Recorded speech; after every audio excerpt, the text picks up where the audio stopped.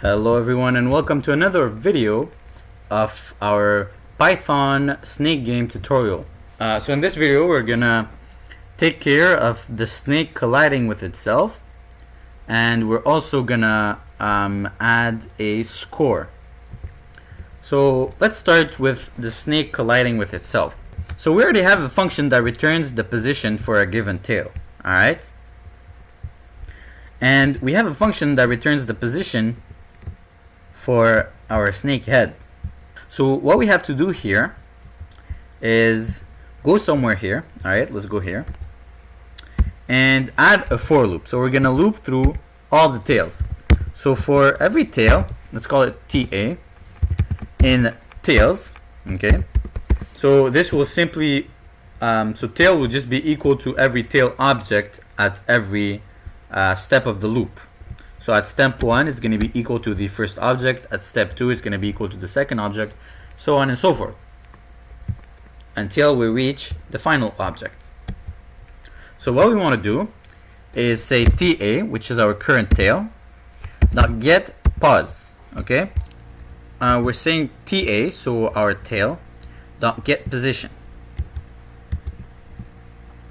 Let's save this to an x and y variable.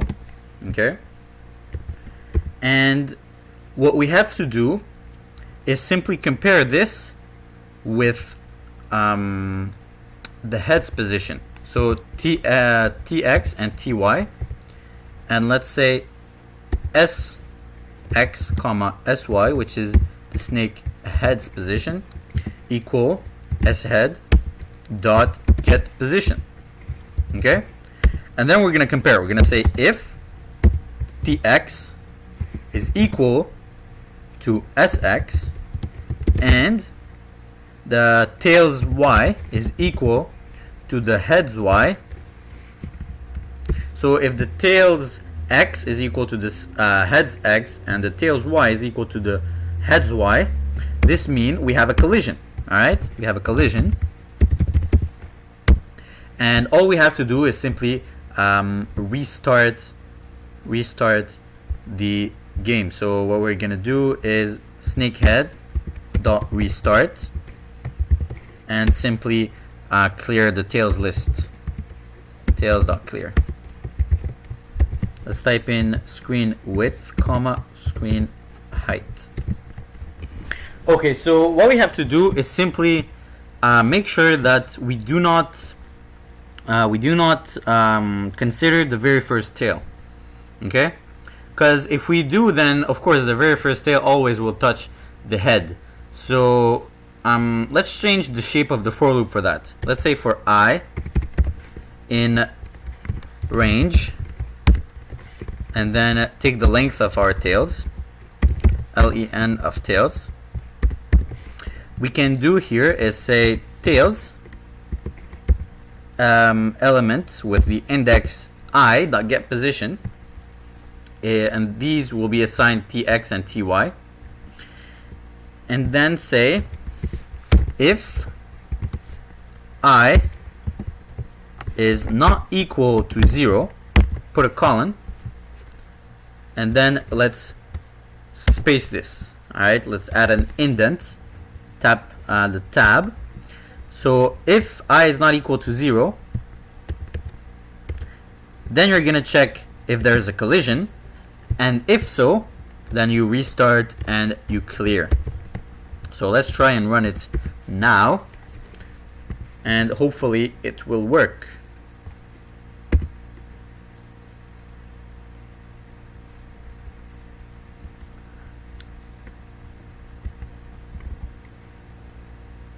Okay, so it seems to not create an error yet.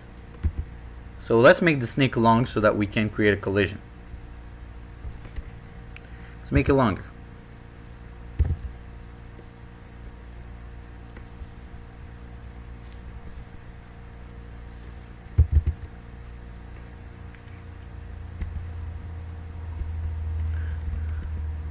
And as you can see, we collided with ourselves and we restarted the game, which is great.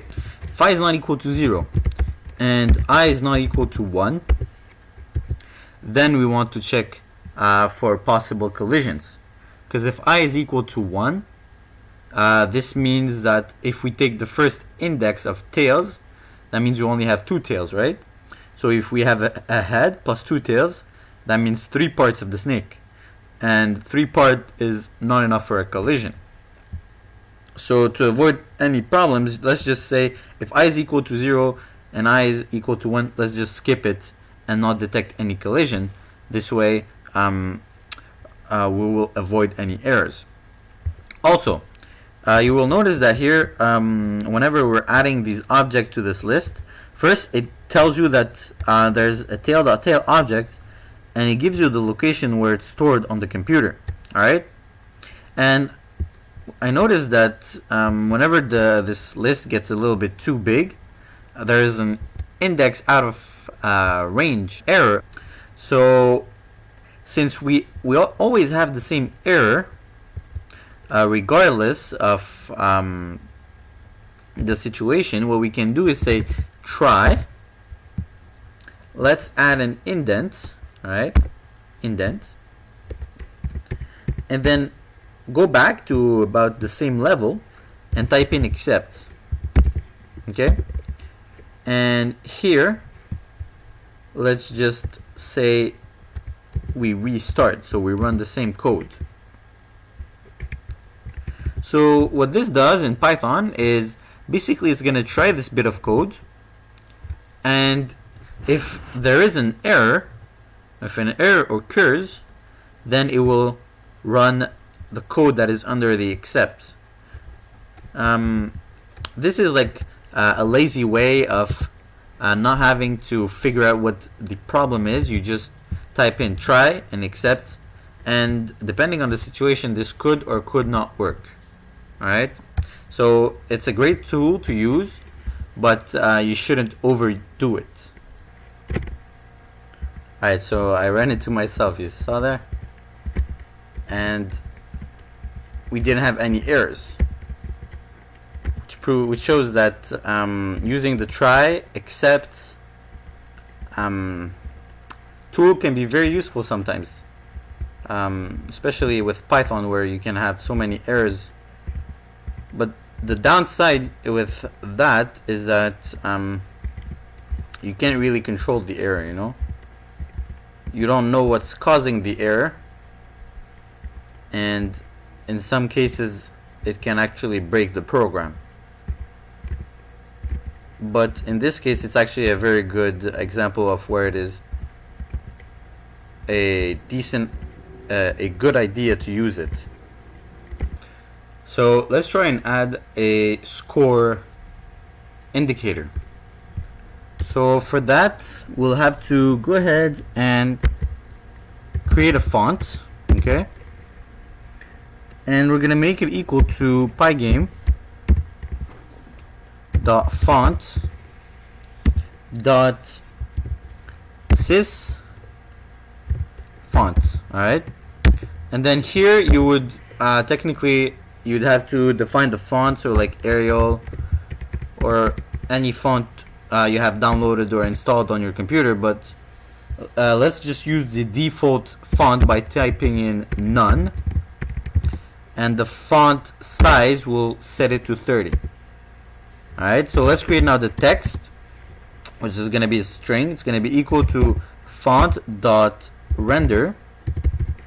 Here's going to be our text, which is going to be score, colon with a space,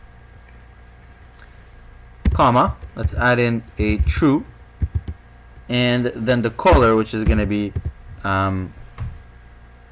let's say the color is going to be black. Alright, we would have to create this variable as well. Alright, so now that we created this, we can go ahead and print it to the screen here. So let's go, for example, let's go here, right here, and let's say display dot blit. Alright, so this is the function that we have to use, blit. First we're gonna type in the text, comma, the text, which is the variable that we created beforehand, this one. So let's call it score instead of test. Let's call it score right here. So let's pass in score as a variable,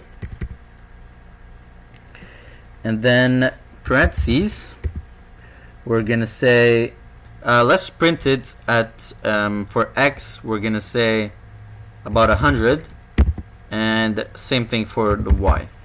Okay, this is gonna be like, so we want it at the top left corner. Seems we have an error. It says name black is not defined. So let's make sure we create our black variable. So say black equals 0, 0, 0. So a list of 3 zeros. So now we have our score, and as you can see, we would like it to be a little bit more on the top left. So let's just go ahead and change the coordinates here. Let's make it 10 and 10. All right, this is gonna be a little bit more visually pleasing. All right, this is much better. So we have a score, but it's empty. So let's create a variable. Call it, for example, counter. It's going to be an integer. It's going to be equal to 0. All right. And each time we eat a fruit, we want to increase this counter variable. So here, this is where we detect the collision with the little fruit. So what we want to do is say counter plus equals 1. And let's also update our score variable. So here let's add, for example, a 0. And let's copy this. Okay. And each time we eat a fruit, where is it? Each time we eat a fruit, let's increase our counter and let's update our score variable. And here, instead of saying score colon space 0, let's add counter, and let's cast it, let's convert it to a string so that the program will read it properly. Now let's run it again. As you can see, we have a score of 0, and the moment we eat the fruit, the score increases to 1, and then 2, 3, and so on and so forth.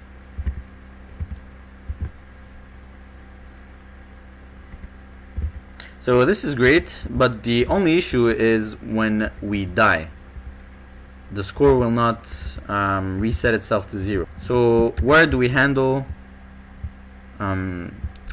restart? It's right here. So let's just say whenever we collide, let's set the counter variable back to 0, like this.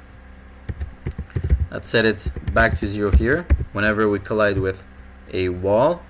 We also want to do the same thing if we collide with ourselves right here. So let's set the counter equals 0.